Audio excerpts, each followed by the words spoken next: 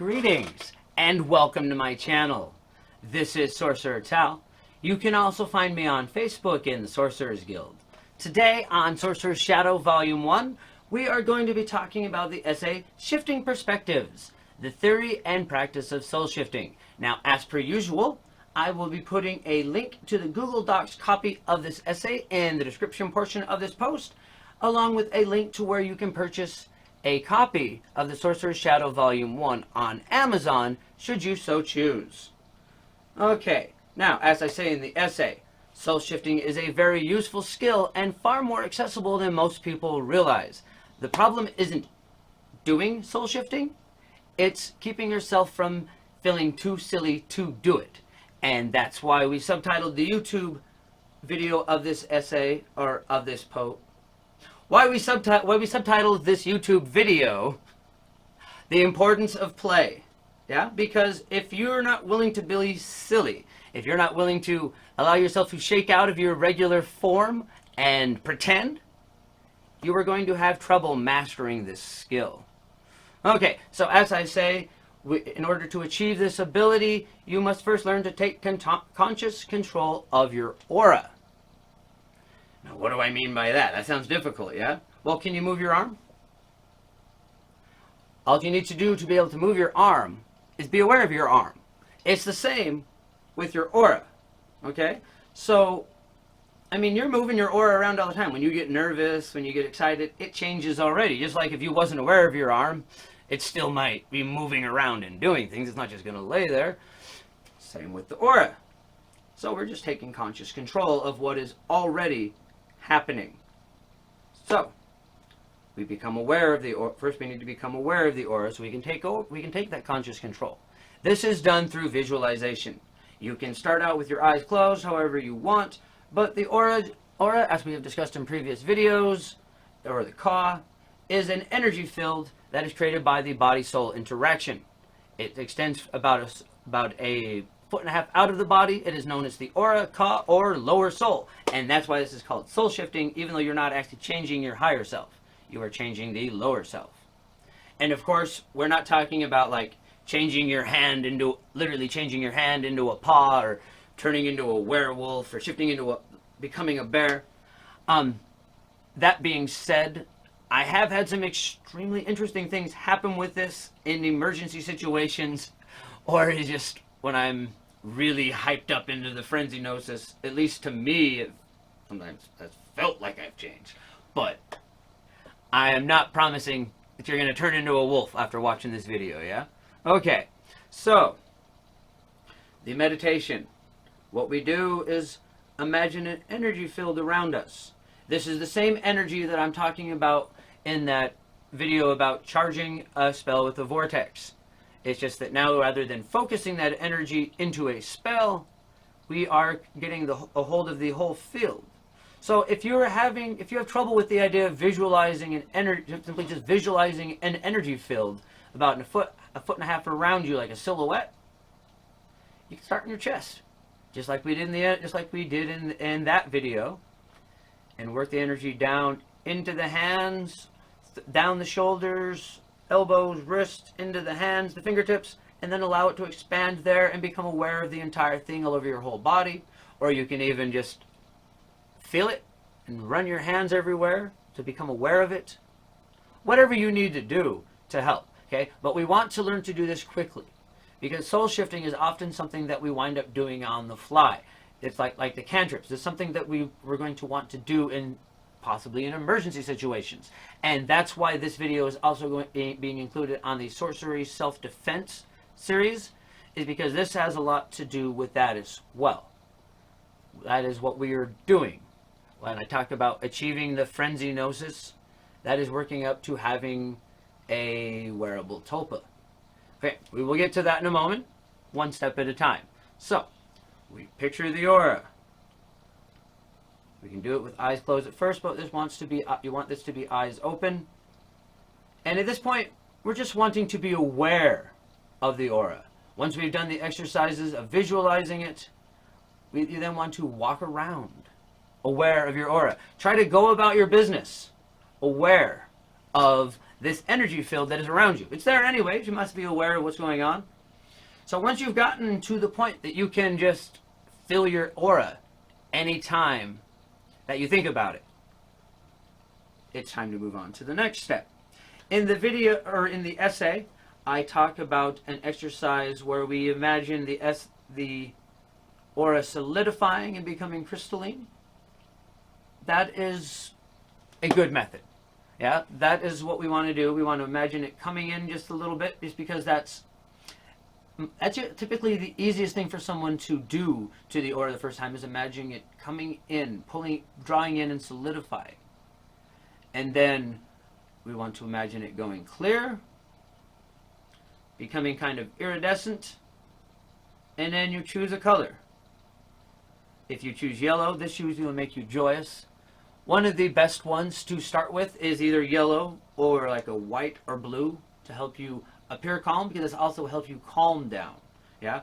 Once you start changing, if you're in a situation where you're stressing out and you're really getting upset, be aware of your aura,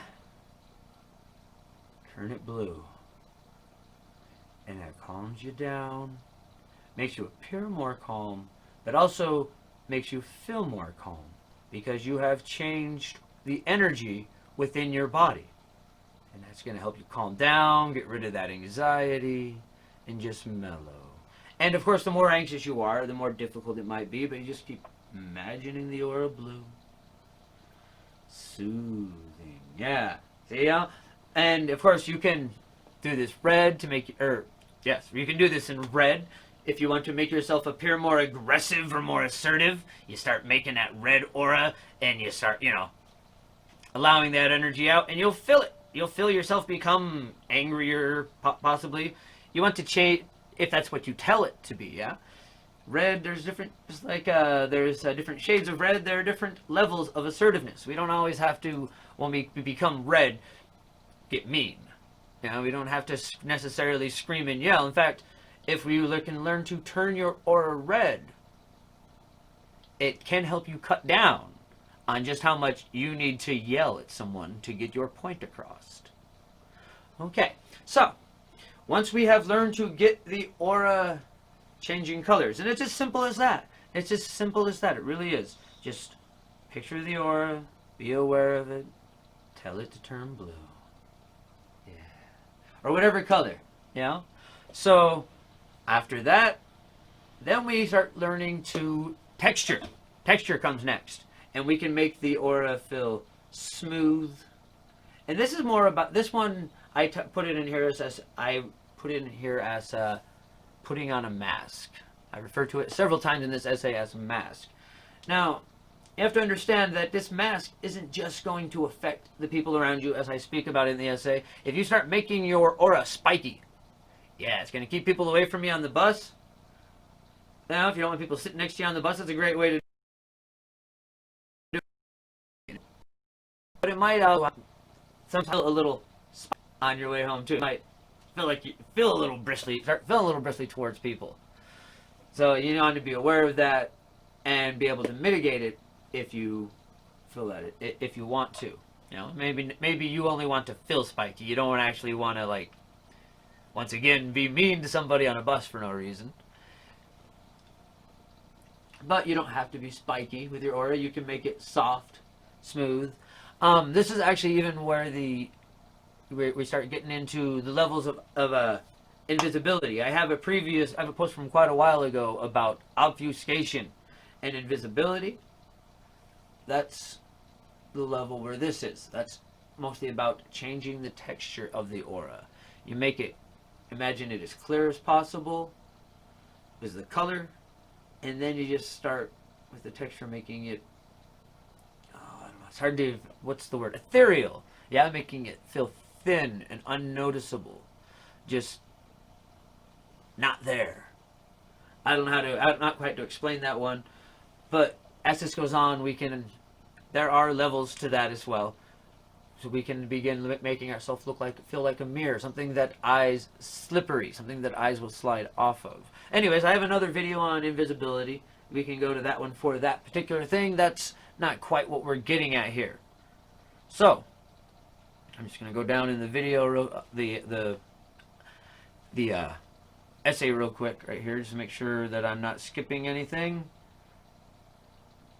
Turn it red. Texture.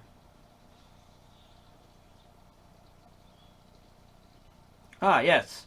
Okay, so I mentioned play. The willingness to be silly. Yeah, there's an otherkin video of a girl out there saying that she is assuming the wolf form, and everyone's making fun of her. I've seen it all over. She starts growling. She gets down on all fours and starts growling, and well, that's exactly what I want you to do. Yeah, she's doing perfect. She is doing exactly what she should do. Everyone's making fun of this woman, and she's doing it right. That's what you do. Okay, if you want to shape into a wolf, you're gonna have to be silly. You're gonna have to pretend. Now, before that, we do want to understand the mental paradigm of the animal we're working with. If you know your animal spirit, that is where you want to start, because you already have access to that thought, to that realm of thought, to that idea, to that mindset, that paradigm. That's the first thing we want to get into, is start allowing ourselves to think like a wolf or a bear. Okay, but they don't sit here in a chair and meditate. Okay, so you're not going to get any farther than maybe getting a little bit of a wolf's perspective on things, sitting in your chair meditating. Like I said, play, be silly, get down on all fours, crawl around, howl. You want to be a snake? Slither around on the ground. Whatever it is that animal does, you want to get into what he does, you're gonna have to pretend. You're gonna have to play, and that's why I say this is actually so easy. Most of you have done this, yeah, unless you had a really boring childhood. You've done this. You've already pretended. You've already played you were a wolf or a bear. You know? You've played these games. Pac-Man. Who knows? Whatever it is you pretended to be as a kid. I suppose when we're playing video games, we are even then kind of doing it, because we were pretending we are this character on the screen. But we need to get into it more than that. Yeah? Get into it physically. Get down on the ground. Crawl around. And I know I'm really harping on this, but you're not going to get there if you don't play. Okay. So, once beyond that, we have this idea of the frenzy gnosis. Yeah, be entering the actual berserker states. Now, my own frenzy gnosis is not actually based on an animal so much as it is on a wearable tulpa I call Mr. Growly. We'll get to that in a minute, but I want to cover a little bit more on this. That is traditionally the berserkers that are being possessed by the soul of a bear. Yeah, bear shirt, berserker. That is what they was doing, is they would get a bear, and I think maybe even they even hunted the bear themselves, but I don't know that much about the tradition in its essence. But it seems to me you would want to show such a warrior animal like that you were worthy with a hunt legally in this day and age. Don't go poach a bear. Okay? In fact, I don't know if I really want to go encourage people to go hunt down bears, but that is how that type of thing would work. To me, was that you would understand, you would earn that right. But then they get these hides, and once they have that hide, they wear it when they become possessed by that spirit. I say in the video that no ritual can be given. Okay, we don't have the rituals for that anymore. Even in the Viking culture, by the time they start really recording things down, berserkers have been outlawed, literally outlawed. That's what they were considered outlaws, and because not everybody has perfect control over this, and that's why in this sorcery self-defense series, we are working slowly up to it, because this is not something that we broach immediately. Okay. Nor do we do it in this fashion, where I'm not going to at any point have you go hunt down an animal and start wearing its skin. But that's where the original berserker comes from. There's that for that. On to the next. Okay.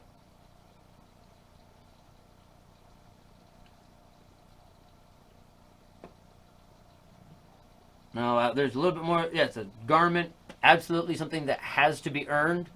It doesn't have to be a warrior thing, I suppose. But in order to get into any type of state where you're going to be possessed by an actual spirit of that animal, so that we are actually transferring to that kind of soul rather than just shifting into it, you are going to have to earn that from that animal spirit. And I mean the totem spirit, not necessarily a particular animal, but from the full spirit of that animal before you are ever going to be able to fully enter that state where the spirit possesses you. You're going to have to earn it. Permission. Okay, now on to the next, for reals. Okay, a continuation of shape-shifting is the ability to wear archetypes. I mentioned earlier about playing as a child, yeah? These are the type of archetypes I'm talking about. Well, really, here we're more talking about, first, I mentioned the idea of assuming the role of a clown. Or other thing like that. That is, we do this all the time. Yeah? We assume roles. And when we do that, that's exactly what we're doing. As we have this idea, a tulpa, of what that guy at work is. Yeah, if you work in sales or customer service, you definitely have this. You have your customer service self, and you don't call it a tulpa, but that's what that is. That's a wearable tulpa. You have a role you assume and take on. And that's exactly what we can do here. But once we create these tulpas and take conscious control of this idea, we can encourage these tulpas to be funnier than the regular us. Yeah, we have a clown archetype that we can put on when we're going to parties and trying to be funny. Or we have ones that are more, we can put on one that's more charismatic. You can even attach sigils to these little tulpa ideas and put them on. I have one I call Froggy Dundee, and this actually started as a child. My dad called me Froggy Dundee when I was chasing frogs, and it just kind of stuck, and I started assuming this role. And I still take on that role anytime I need extra energy. Sometimes, if I'm especially not, I'm very good at being playful and silly. I don't need a lot of help, but if I'm really feeling bad about it, really struggling, I can take on this Froggy Dundee archetype because it was created from my child mindset. So when I take on Froggy Dundee, I can become more childlike, but also I feel more energy. I tend to be a little quicker on my feet, and I remember a lot of stuff about frogs that I don't typically have on my mind until I enter that state. I assume that role. And there are lots of roles that we can come to like this. Let's see, sauceless shears. Yeah, so even my Mr. Growly, yeah, the wearable tulpa, Mr. Growly. He is a little bit more than just assuming a role, though. So, we have the assuming an archetype, and then we have the actual wearable tulpa. And this is more similar to that idea I was speaking of before about soul transfer, where you convince a certain spirit to allow yourself to become possessed by the spirit of that animal, and you are actually channeling that animal. This is the same thing we're doing here with Mr. Growly, and this is where we will be working up to in the Sorcery Self-Defense series, which we are going to be getting back to with the way times are. I feel that perhaps we need to be focusing a bit more on self-defense methods. So this book is almost finished. We've actually got one more after this, which would be a guild gathering ritual. I'm not going to be doing a video on the vocabulary, and after that we're going to be focusing more on the sorcery self-defense. But I'm getting off topic. Let's get back here. Okay, so Mr. Growly. This is a tulpa that I created outside of myself. I gave it a lot of attachments to myself. I already have a tendency to want to tongue write and growl naturally, but you give this being a name, and then you want to start imagining what it is, just like any other tulpa we've talked about in the past. And this is, of course, an inner tulpa. This is not something that is going to be a shared tulpa. Other people won't be attached to it. It is attached in you. and you're essentially taking part of your soul and creating this being. In my case, Mr. Growly. And one of the things that you need to take into account when you create such a being is that they are secondary to you. That needs to be part of what's built in right off the bat, is that they are secondary and cannot take over the body unless they are told to, unless you choose to let them out.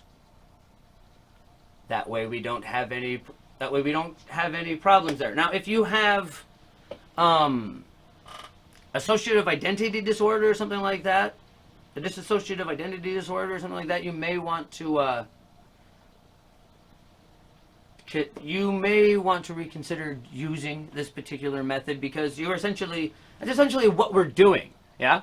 Now, it may be better for you. It may be helpful to you if you have DID. I am not a psychiatrist. Okay, I'm not advising anyone with DID to do this, especially at least for legal purposes. Okay, that is on you.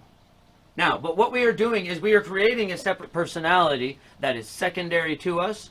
I will often, and he's always there. I always kind of feel him in the back. He's always there. But we create this being, and we give it the things that we want. And then when we do our training, that is who we are working with. Yeah, when I, like the energy that I was doing in the other videos, I talk about reaching up to the crown, the energy reaching up to the crown chakra. That's the higher soul. When it reaches back down, and that puppet that I was talking about, the marionette, I'll leave a link to that here. That is this wearable tulpa. Yeah, you go up to the higher self and then you come back down, and when you do, you allow that tulpa to take over the lower self, and you were directing from above. And that is how we assume this form. So we want to, as I said earlier, we will be, there's only one more video in this series there, which is the guild gathering ritual. That will be also talking a bit about the dream staff that I did in the sorcery self-defense and the sorcery project playlists. And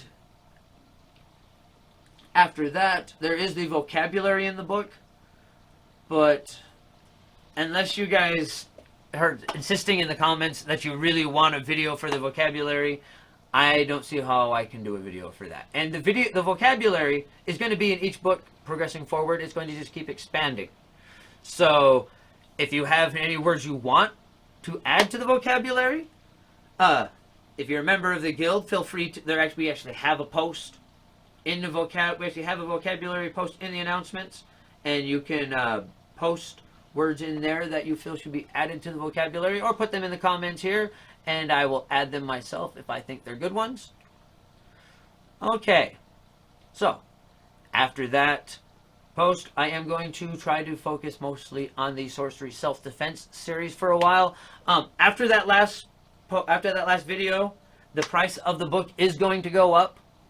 So if you haven't purchased the copy and want to, I would advise you do so now, because after the next video in this series, which I plan to put out fairly soon, the price of the book will be going up. Okay, so that will be it for this episode. Thank you once again for joining us.